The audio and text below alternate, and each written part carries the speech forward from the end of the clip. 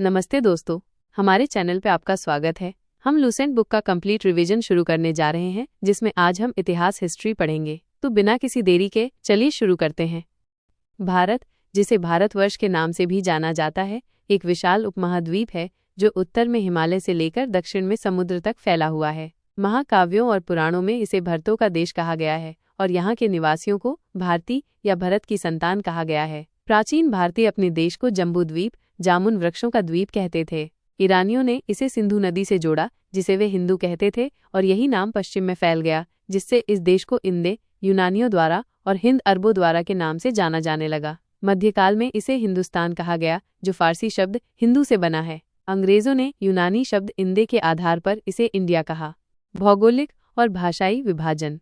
विंध्य पर्वत श्रृंखला भारत को दो मुख्य भागों में बांटती है, उत्तर और दक्षिण। उत्तर में इंडो यूरोपीय भाषाओं का बोलबाला है, जबकि दक्षिण में द्रविड़ परिवार की भाषाएं बोलने वालों का बहुमत है। नोट: भारत की जनसंख्या का निर्माण proto Australoid, paleo Mediterranean, Caucasoid, Negroid और मंगोलाइड जैसी प्रमुख नस्लों के मिश्रण से हुआ है। ऐतिहासिक कालखंड। भारतीय इतिहास को अध्ययन की सुविधा के लिए तीन मुख्य भागों में बांटा गया है: प्राचीन भारत, मध्यकालीन भारत, आधुनिक भारत। नोट: इतिहास को तीन भागों में बांटने का श्रेय जर्मन इतिहासकार क्रिस्टॉफ सेलिबर्स, क्रिस्टॉफ सेलारियस 1638-1707 ई को दिया जाता है। प्राचीन भारत, स्रोत और महत्वपूर्ण जानकारी। प्राचीन भारतीय इतिहास की जानकारी मुख्यतः चार स्रोतों से मिलती है: 1. धर्म ग्रंथ, 2. ऐतिहासिक ग्रंथ, 3. विदेशियों का विवरण, 4. पुरातत्व संबंधी साक्ष्य। धर्म ग्रंथ एवं ऐतिहासिक ग्रंथों से मिलने वाली जानकारी। भारत का सबसे प्राचीन धर्मग्रंथ वेद है, जिसके संकलनकर्ता महर्षि कृष्णद्वैपायन वेदव्यास माने जाते हैं। वेद वसुधैव कुटुंबकम का उपदेश देते हैं और भारतीय परंपरा में इन्हें नित्य तथा अपौरुषेय माना जाता है। वेद चार हैं: ऋग्वेद, यजुर्वेद, सामवेद, अथर्ववेद। इन चारों वेदों को संहिता कहा जाता है। ऋग्वेद ऋचाओं के क्रमबद्ध ज्ञान के संग्रह को ऋग्वेद कहा जाता है। इसमें 10 मंडल, 1028 सूक्त, वाल्खिल्य पाठ के 11 सूक्तों सहित और 10,462 ऋचाएं हैं। इस वेद की ऋचाओं को पढ़ने वाले ऋषि को होत्र कहते हैं।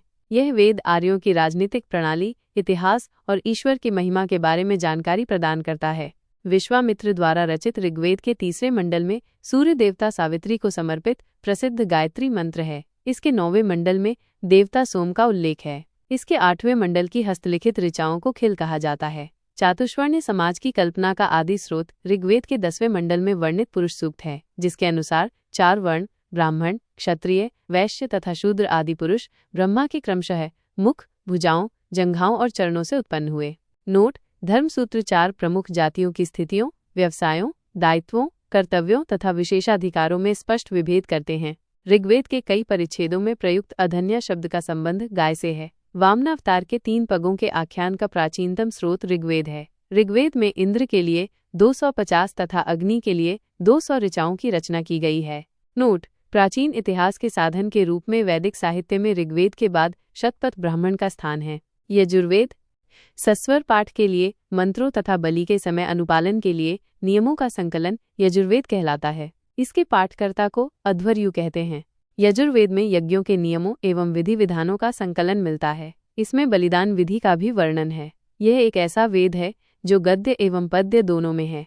सामवेद, साम का शाब्दिक अर्थ है गान। इस वेद में मुख्यतः यज्ञों के अवसर पर गाए जाने वाले ऋचाओं, मंत्रों का संकलन है। इसके पाठकर्ता को उद्गात्र कहते हैं। इसका संकलन ऋग्वेद पर आधारित है। इसमें 1810 सूक्त हैं, जो प्रायः ऋग्वेद से लिए गए हैं। इसे भारतीय संगीत का जनक कहा जाता है।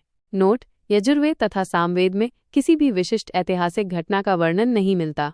अथर्ववेद अथर्वा ऋषि द्वारा रचित इस वेद में कुल 731 मंत्र तथा लगभग 6000 पद्य हैं। इसके कुछ मंत्र ऋग्वैदिक मंत्रों से भी प्राचीनतर हैं। औषधों का उल्लेख सबसे पहले अथर्ववेद में मिलता है। ईसा पूर्व एवं ईसवी वर्तमान में प्रचलित ग्रेगोरियन कैलेंडर, ईसाई कैलेंडर, जूलियन कैलेंडर ईसाई धर्मगुरु ईसा मसीह के जन्म वर्ष कल्पित पर आधारित है। ईसा पूर्व BC before Christ Isa Masih के जन्म से पहले के समय को ईसा पूर्व कहा जाता है। ईसा पूर्व में वर्षों की गिनती उल्टी दिशा में होती है, जैसे महात्मा बुद्ध का जन्म 563 BC में एवं मृत्यु 483 BC में हुई थी। यानी ईसा मसीह के जन्म के 563 वर्ष पूर्व महात्मा बुद्ध का जन्म और 483 वर्ष पूर्व मृत्यु हुई थी। ईस्वी सन AD अन्नो डोमिनी ईसा मसीह की जन्म तिथि से आरंभ हुआ सन ईस्वी सन कहलाता है। इसके लिए संक्षेप में ई लिखा जाता है। AD का शाब्दिक अर्थ है in the year of Lord Jesus Christ. Vincent Arthur Smith ने प्राचीन भारत का पहला सुव्यवस्थित इतिहास अर्ली हिस्ट्री ऑफ इंडिया 1904 में तैयार किया। इस पुस्तक के 1/3 भाग में केवल सिकंदर का आक्रमण वर्णित है। इसमें भारत को स्वेच्छाचारी शासन वाला देश कहा गया है, जिसे ब्रिटिश शासन की स्थापना से पहले कभी राजनीतिक एकता का अनुभव नहीं हुआ था। उन्होंने लिखा है, वस्तुतः भारतीय इतिहासकारों का सरोकार शासन के एकमात्र स्वरूप तानाशाही से ही है। ऐतिहासिक दृष्टि से अथर्ववेद का महत्व इस बात में है कि इसमें सामान्य मनुष्यों के विचारों और अंधविश्वासों का विवरण मिलता है। पृथ्वी सूक्त को अथर्ववेद का प्रतिनिधि सूक्त माना जाता है। इसमें मानव जीवन के सभी पहलुओं जैसे गृह निर्माण, कृषि की उन्नति, व्यापारिक मार्गों की खोज, रोग निवारण, समन्वय, विवाह और प्रणय गीत, राजभक्ति, राजा का चुनाव, बहुत सी वनस्पतियों और औषधियों, आप, वशीकरण, प्रायश्चित, मातृभूमि का महात्म्य आदि का विवरण दिया गया है। कुछ मंत्रों में जादू टोने का भी वर्णन है। अथर्ववेद में परीक्षित को कुरुओं का राजा कहा गया है और कुरु देश की समृद्धि का अच्छा चित्रण मिलता है। इसमें सभा एवं समिति को प्रजापति की 2 पुत्रियों कहा गया है। वेदों की शाखाएं। वेदों की भी कई शाखाएं हैं जो वैदिक अध्ययन और व्याख्या से जुड़े विभिन्न दृष्टिकोणों का प्रतिनिधित्व करती हैं। शाकल शाखा ऋग्वेद से जुड़ी एकमात्र जीवित शाखा है। यजुर्वेद को शुक्ल यजुर्वेद और कृष्ण यजुर्वेद 2 शाखाओं में बांटा गया है। माध्यन्दिन और काण्व शुक्ल यजुर्वेद अथवा वाजसनेय संहिता की शाखाएं हैं। कृष्ण यजुर्वेद से जुड़ी शाखाएं काठक, कनिष्ठल, मैत्रायणी और तैत्तिरीय हैं। कौथुम, राणायणीय एवं जैमिनीय या तलेकार सामवेद की शाखाएं हैं। अथर्ववेद की शाखाएं शीनक और पैपलाद हैं। नोट: सबसे प्राचीन वेद ऋग्वेद एवं सबसे बाद का वेद अथर्ववेद है। ब्राह्मण, आरण्यक तथा उपनिषद। संहिता के पश्चात ब्राह्मणों, आरण्यकों तथा उपनिषदों का स्थान है। इनसे उत्तर वैदिक कालीन समाज एवं संस्कृति के विषय में जानकारी प्राप्त होती है। ब्राह्मण ग्रंथ वैदिक संहिताओं की व्याख्या करने के लिए गद्य में लिखे गए हैं। प्रत्येक संहिता के लिए अलग अलग ब्राह्मण ग्रंथ हैं। वेदे ब्राह्मण ग्रंथ ऋग्वेद, ऐतरेय व कौशिकी, यजुर्वेद, तैत्तिरीय व शतपथ, सामवेद, पंचवेश, अथर्ववेद, गोपथ। इन ब्राह्मण ग्रंथों से हमें परीक्षित के बाद और बिंबिसार के पूर्व की घटनाओं का ज्ञान प्राप्त होता है। ऐतरेय में राज्याभिषेक के नियम एवं कुछ प्राचीन राजाओं के नाम दिए गए हैं। शतपथ में गांधार, शल्य, कैकेय, कुरु, पांचाल, कोसल, विदेह आदि राजाओं का उल्लेख मिलता है। वैदिक साहित्य में ऋग्वेद के बाद शतपथ ब्राह्मण का स्थान है। आरण्यक में यज्ञ से जुड़े कर्मकांडों की दार्शनिक और प्रतीकात्मक अभिव्यक्ति है। उपनिषदों की संख्या 108 है, जिनमें 13 को मूलभूत उपनिषदों की श्रेणी में रखा गया है। इसमें यज्ञ से जुड़े दार्शनिक विचार, शरीर, ब्रह्मांड, आत्मा तथा ब्रह्म की व्याख्या की गई है। स्त्री की सर्वाधिक गिरी हुई स्थिति मैत्रेयी संहिता से प्राप्त होती है, जिसमें जुआ और शराब की भांति स्त्री को पुरुष का तीसरा मुख्य दोष बताया गया है। शतपथ ब्राह्मण में स्त्री को पुरुष की अर्धांगिनी कहा गया है। जाबालोपनिषद में 4 आश्रमों का उल्लेख मिलता है। स्मृति ग्रंथों में सबसे प्राचीन एवं प्रामाणिक मनुस्मृति मानी जाती है। ये शुंग काल का मानक ग्रंथ है। नारद स्मृति गुप्त युग के विषय में जानकारी प्रदान करती है। वेदांग एवं सूत्र।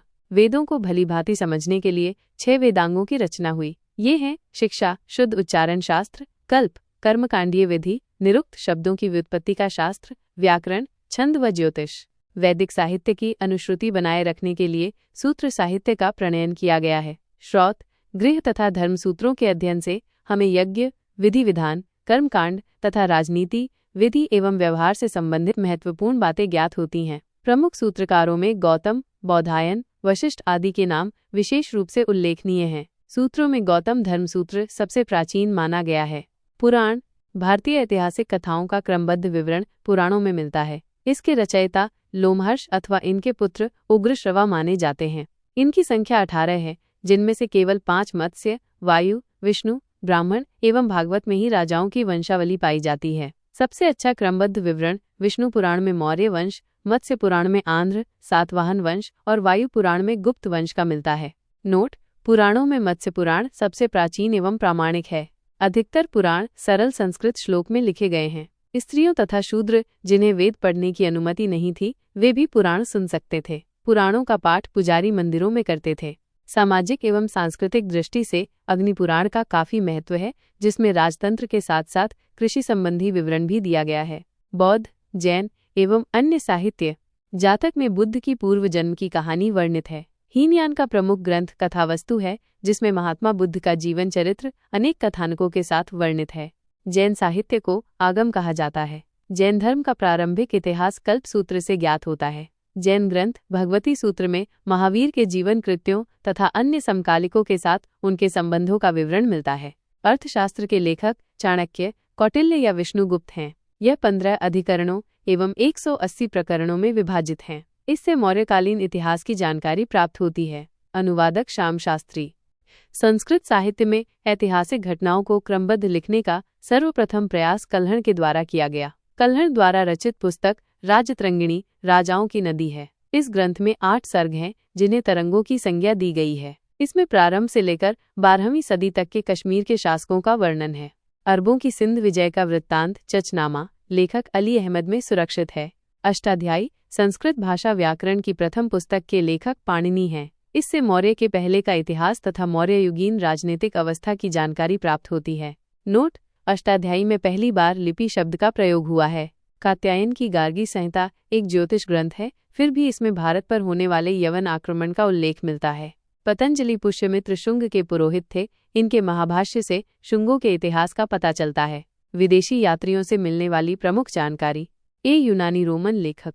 1. देसियस, यह ईरान का राजवैद्य था। भारत के संबंध में इसका विवरण आश्चर्यजनक कहानियों से परिपूर्ण होने के कारण अविश्वसनीय है। 2. हेरोडोटस, इसे इतिहास का पिता कहा जाता है। इसने अपनी पुस्तक हिस्टोरिका में 5वीं शताब्दी ईसा पूर्व के भारत फारस ईरान के संबंध का वर्णन किया है, परंतु इसका विवरण भी अनुश्रुतियों एवं अफवाहों पर आधारित है। 3. सिकंदर के साथ आने वाले लेखक निर्याकस, आनसिक्टस तथा अरिस्टोबुलस के विवरण अधिक प्रामाणिक एवं विश्वसनीय हैं। 4. मेगास्थनीज, ये सेल्यूकस निकेटर का राजदूत था, जो चंद्रगुप्त मौर्य के राज दरबार में आया था। इसने अपनी पुस्तक इंडिका में मौर्य युगीन समाज एवं संस्कृति के विषय में लिखा है। 5. डायमेकस, ये सीरियन नरेश आंतियोकस का राजदूत था, जो बिंदुसार के राज दरबार में आया था। इसका विवरण भी मौर्य युग से संबंधित है। 6. डायोनीसियस, यह मिस्र नरेश टॉलमी फिलाडेल्फस का राजदूत था, जो अशोक के राज दरबार में आया था। 7. टॉलमी, इसने 2री शताब्दी में भारत का भूगोल नामक पुस्तक लिखी।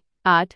प्लिनी, इसने प्रथम शताब्दी में नेचुरल हिस्ट्री नामक पुस्तक लिखी। इसमें भारतीय पशुओं, पेड़ पौधों, खनिज पदार्थों आदि के बारे में विवरण मिलता है। 9. पेरिप्लस ऑफ द एरिथ्रियन सी, इस पुस्तक के लेखक के बारे में जानकारी नहीं है। यह लेखक करीब 80 ई में हिंद महासागर की यात्रा पर आया था। इसने उस समय के भारत के बंदरगाहों तथा व्यापारिक वस्तुओं के बारे में जानकारी दी है।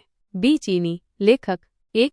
फाहियान, यह चीनी यात्री गुप्त नरेश चंद्रगुप्त द्वितीय के दरबार में आया था। इसने अपने विवरण में मध्य प्रदेश के समाज एवं संस्कृति के बारे में वर्णन किया है। इसने मध्य प्रदेश की जनता को सुखी एवं समृद्ध बताया है। ये 14 वर्षों तक भारत में रहा। 2. संयुगन, यह 518 ई में भारत आया। इसने अपनी 3 वर्षों की यात्रा में बौद्ध धर्म की प्राप्तियां एकत्रित की। 3. हुएनसांग, यह हर्षवर्धन के शासनकाल में भारत आया था। हुएनसांग 629 ई में चीन से भारतवर्ष के लिए प्रस्थान किया और लगभग 1 वर्ष की यात्रा के बाद सर्वप्रथम वो भारतीय राज्य कपिशा पहुंचा। भारत में 15 वर्षों तक ठहरकर 645 ई में चीन लौट गया। वो बिहार में नालंदा जिला स्थित नालंदा विश्वविद्यालय में अध्ययन करने तथा भारत से बौद्ध ग्रंथों को एकत्र कर ले जाने के लिए आया था। इसका भ्रमण वृत्तांत CU की नाम से प्रसिद्ध है, जिसमें 138 देशों का विवरण मिलता है। इसने हर्षकालीन समाज, धर्म तथा राजनीति के बारे में वर्णन किया है। इसके अनुसार सिंध का राजा शूद्र था।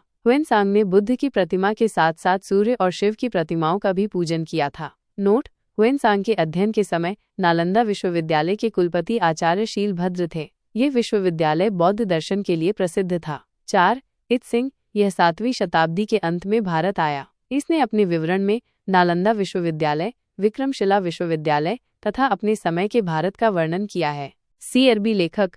1. अलबरूनी, ये महमूद गजनवी के साथ भारत आया था। अलबरूनी ख्वारिज़्म या खीव, आधुनिक तुर्कमेनिस्तान का रहने वाला था। अरबी में लिखी गई उसकी कृति किताब उल हिंद या तहकीके हिंद, भारत की खोज, आज भी इतिहासकारों के लिए एक महत्वपूर्ण स्रोत है। यह एक विस्तृत ग्रंथ है जो धर्म और दर्शन, त्योहारों, खगोल विज्ञान, कीमिया, रीति रिवाजों तथा प्रथाओं, सामाजिक जीवन भारतौल तथा मापन विधियों, मूर्तिकला, कानून, मापतंत्र विज्ञान आदि विषयों के आधार पर 80 अध्यायों में विभाजित है। इसमें राजपूत कालीन समाज, धर्म, रीति रिवाज, राजनीति आदि पर सुंदर प्रकाश डाला गया है। 2. इब्न बतूता, इसके द्वारा अरबी भाषा में लिखा गया उसका यात्रा वृत्तांत, जिसे रहला कहा जाता है, 14वीं शताब्दी में भारतीय उपमहाद्वीप के सामाजिक तथा सांस्कृतिक जीवन के विषय में बहुत ही प्रचुर तथा सबसे रोचक जानकारियां देता है। 1333 ई में दिल्ली पहुंचने पर इसकी विद्वत्ता से प्रभावित होकर सुल्तान मोहम्मद बिन तुगलक ने उसे दिल्ली का काजी या न्यायाधीश नियुक्त किया।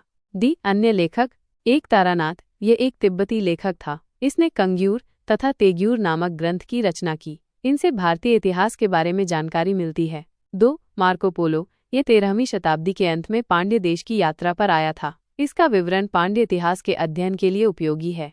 पुरातत्व संबंधी साक्ष्य से मिलने वाली जानकारी।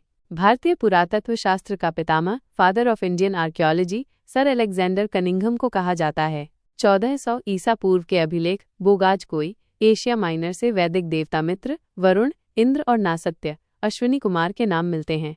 मध्य भारत में भागवत धर्म विकसित होने का प्रमाण यवन राजदूत हेलियोडोरस के वैसनगर, विदिशा गरुड़ स्तंभ लेख से प्राप्त होता है। सर्वप्रथम भारतवर्ष का जिक्र हाथी गुम्फा अभिलेख में है। सर्वप्रथम दुर्भिक्ष की जानकारी देने वाला अभिलेख सोहगौरा अभिलेख है। इस अभिलेख में संकट काल में उपयोग हेतु खाद्यान्न सुरक्षित रखने का भी उल्लेख है। सर्वप्रथम भारत पर होने वाले हुण आक्रमण की जानकारी भीतरी स्तंभलेख से प्राप्त होती है। सती प्रथा का पहला लिखित साक्ष्य एरन अभिलेख शासक भानुगुप्त से प्राप्त होता है। सातवाहन राजाओं का पूरा इतिहास उनके अभिलेखों के आधार पर लिखा गया है। रेशम बुनकर की श्रेणियों की जानकारी मंदसौर अभिलेख से प्राप्त होती है। कश्मीरी नवपाषाणिक पुरास्थल बुर्जहोम से गर्तावास, गड्ढे घर का साक्ष्य मिला है। इनमें उतरने के लिए सीढ़ियां होती थीं। वहां मनुष्य के साथ उसके पालतू कुत्ते को भी दफनाने की प्रथा प्रचलित थी। प्राचीनतम सिक्कों को आहत सिक्के कहा जाता है। इसी को साहित्य में काशार्पण कहा गया है। सर्वप्रथम सिक्कों पर लेख लिखने का कार्य यवन शासकों ने किया। महत्वपूर्ण अभिलेख। शासक अभिलेख, कलिंग राज खारवेल, हाथी गुम्फा अभिलेख, तिथि रहित अभिलेख, रुद्रदामन, जूनागढ़, गिरनार अभिलेख, गौतमी बलश्री, नासिक अभिलेख, समुद्रगुप्त, प्रयाग स्तंभ लेख, पुलकेशिन II, ऐहोल अभिलेख, मालवा, नरेश यशोवर्मन, मंदसौर अभिलेख, प्रतिहार, नरेश भोज, ग्वालियर अभिलेख, स्कंदगुप्त, भीतरी एवं जूनागढ़ अभिलेख, बंगाल शासक विजयसेन, देवपाड़ा अभिलेख। नोट: अभिलेखों का अध्ययन इपिग्राफी कहलाता है। समुद्रगुप्त की वीणा बजाती हुई मुद्रा वाले सिक्के से उसके संगीत प्रेमी होने का प्रमाण मिलता है। अरिकमेडु, पुदुचेरी के निकट से रोमन सिक्के प्राप्त हुए हैं। नोट: सबसे पहले भारत के संबंध सुवर्णभूमि वर्तमान में म्यांमार, मलाया, स्वर्णद्वीप, कंबोडिया, कंबोज और जावा यवद्वीप से स्थापित हुए। मंदिर स्थापत्य शैलियाँ। उत्तर भारत के मंदिरों की कला की शैली नागर शैली एवं दक्षिण भारत के मंदिरों की कला द्राविड़ शैली कहलाती है। दक्षिणापथ के मंदिरों के निर्माण में नागर और द्रविड़ दोनों शैलियों का प्रभाव पड़ा, अतः यह वेसर शैली कहलाती है।